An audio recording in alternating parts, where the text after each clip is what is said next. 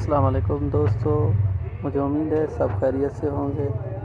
इस्लामी मालूमात के लिए हमारा चैनल सब्सक्राइब।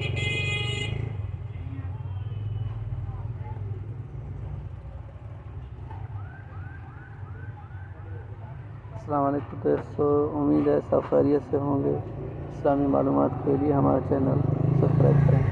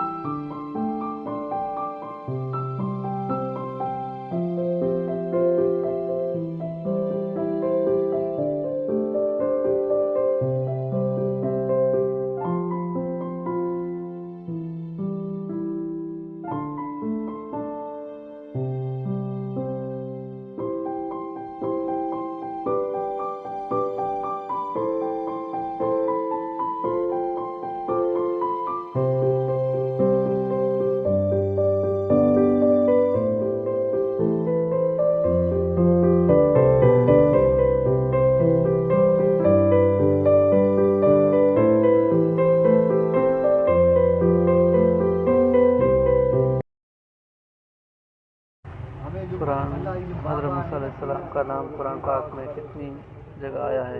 कुरान पाक में हज़रत मूसा अलैहिस्सलाम का नाम 107 मरतबा जिक्र हुआ है। कुरान में हज़रत मूसा अलैहिस्सलाम का जिक्र कितनी सूरतों में हुआ है? कुरान पाक में 26 सूरतों में मूसा अलैहिस्सलाम का जिक्र हुआ है।